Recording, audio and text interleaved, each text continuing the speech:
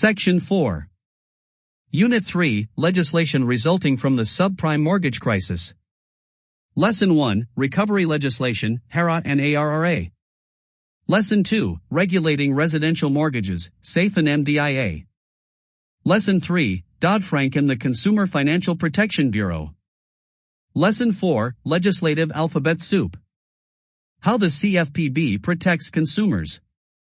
The Dodd-Frank Act was created in response to the subprime mortgage crisis, which impacted national and global economies. Dodd-Frank was established in part to provide stricter regulation and oversight of the financial services industry. Key to this mission was the creation of the Consumer Financial Protection Bureau, CFPB. The purpose of the CFPB is to promote fairness and transparency for mortgages, credit cards, and other consumer financial products and services. Consolidating oversight. Before the creation of the CFPB, 7 different federal agencies were responsible for various aspects of consumer financial protection, but no single agency oversaw the whole market, which many cite as a contributing factor to the economic collapse.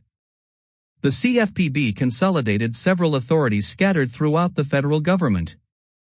Included under CFPB oversight are the large banks and credit unions that had historically been regulated by the federal government, as well as independent and privately owned non-bank financial institutions that hadn't previously been well regulated. Examples of such institutions are independent payday lenders, private mortgage lenders and servicers, debt collectors, credit reporting agencies, and private student loan companies. These types of credit providers often are the only option for consumers who are unable to receive credit through traditional banks. Because these entities lacked federal oversight, providers could be intentionally hazy on credit costs, terms, and penalties. Hidden fees, undisclosed fines, and other unfavorable terms made these services more expensive than consumers often knew. A White House briefing titled, Consumer Financial Protection Bureau 101, Why We Need a Consumer Watchdog, cited the following statistics. Nearly 20 million Americans use payday lenders, which charge their clients, on average, $16 for a $100, 2-week loan, a 400% annual percentage rate. If borrowers miss payments, they begin to accumulate huge penalties and can fall into a debt and fee downward spiral. In the run-up to the financial crisis, unregulated non-bank lenders were among the largest originators of subprime mortgages. The default rate on subprime mortgages issued in 2006 exceeds 50%. The protection trifecta. The CFPB has a 3-pronged approach to its mission of consumer protection. Education, through plain English notices such as Know Before You Owe publications for mortgagors, credit borrowers, and consumers obtaining student loans. Enforcement, through rulemaking, supervision, and enforcement of federal consumer financial protection laws, and restricting unfair, deceptive, or abusive acts or practices against consumers. Research, through response and investigation of consumer complaints, researching consumer behavior, and monitoring financial markets for new risks to consumers. Essential information about SAFE and MDIA. Secure and Fair Enforcement for Mortgage Licensing Act, SAFE. Purpose. The SAFE Act sets a minimum standard for licensing and registering mortgage loan originators, MLOs. Specific state licensing requirements can be found in the Nationwide Mortgage Licensing System Registry, NMLSR. How it affects the real estate industry. When implemented, SAFE should allow consumers to conduct research, obtain unbiased professional information, and make informed decisions when choosing lending professionals. Widespread consumer use of the registry is intended to drive dishonest or incompetent MLOs out of business. Mortgage Disclosure Improvement Act, MDIA. Purpose. This act amends TILA to require specific timing related to disclosures that give consumers time to think about the loan they're about to obtain. It also stipulates that the only advance fee that a creditor can charge a borrower, before disclosing the terms of the loan, is a credit report fee. How it affects the real estate industry. Closing may be delayed if the proper disclosures aren't provided in a timely manner. Lenders must allow applicants at least 7 business days to review the loan estimate and a minimum of 3 business days to review the closing disclosure form. The loan can't be closed or signed off before this waiting period is complete. Additionally, certain changes to fees and APR triggers a new 3-day window for the borrower to evaluate and determine whether the change is acceptable. This can impact closings if disclosures are delivered too close to the final closing date and the 3-day rule is triggered. To prevent this, plan for plenty of time for closing, and make sure that any changes get prompt review. Economic crisis: why HERA and ARRA were enacted. The economy is a complex system, and the creation of a crisis involved many steps over the span of years. 1999, seeking to increase home ownership rates, Fannie Mae eased credit requirements to encourage banks to extend home mortgages to borrowers whose credit was not good enough to qualify for conventional loans. 2000, lenders originated $160 billion worth of subprime loans.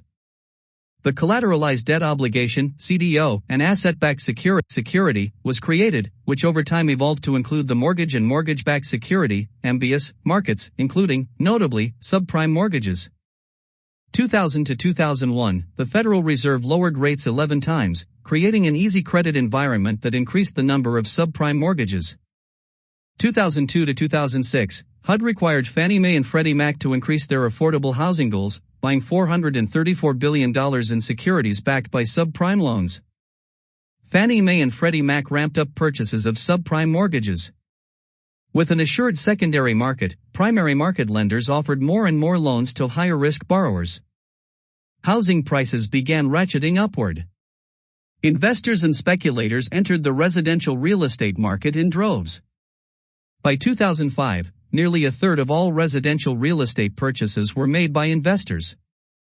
Financial institutions continued to issue large amounts of mortgage-backed securities, believing housing prices would continue to rise. The Securities and Exchange Commission (SEC) relaxed capital requirements, which had imposed limits on the amount of debt that investment firms could assume. Firms such as Goldman Sachs and Morgan Stanley bought huge amounts of MBS and other risky investments. 2005, some financial analysts raised concerns about the house of cards being built up in the subprime mortgage market. The biggest boom ended for the housing market, and median housing prices began dropping nationwide.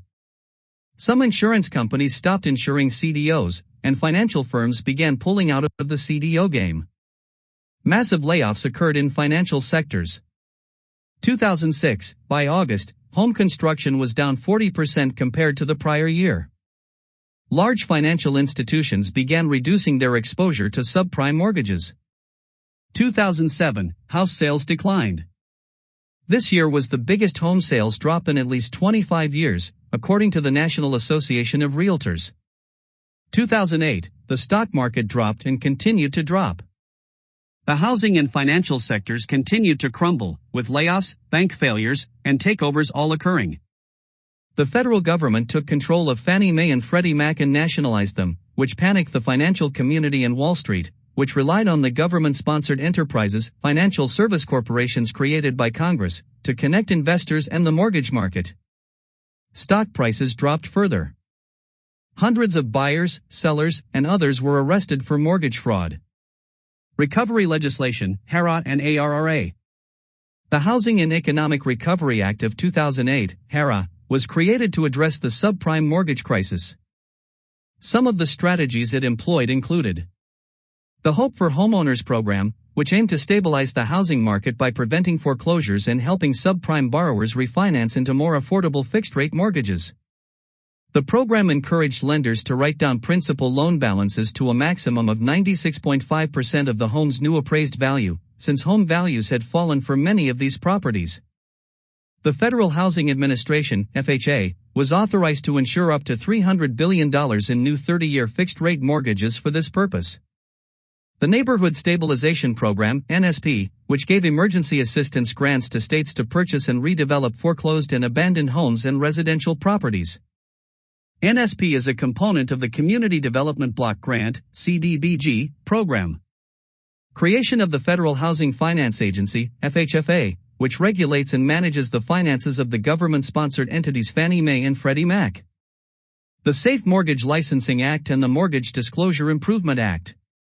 In 2009, the American Recovery and Reinvestment Act, ARRA, was enacted.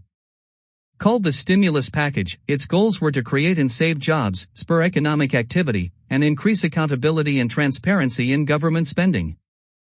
Billions of dollars were budgeted to provide tax cuts for millions of families and businesses, as well as funding for entitlement programs, including unemployment benefits. Housing was only one of the many areas that were targeted to stimulate the economy. Some of the efforts that the act created or supported included homebuyer credit of $8,000 for all homes purchased between January 1, 2009 and December 1, 2009. Repairing and modernizing public housing, including increasing the energy efficiency of units. Tax credits for financing low-income housing construction. Rental assistance through the Housing Choice Voucher Program. An increase of funding for the Neighborhood Stabilization Program and CDBG. Rental assistance to prevent homelessness.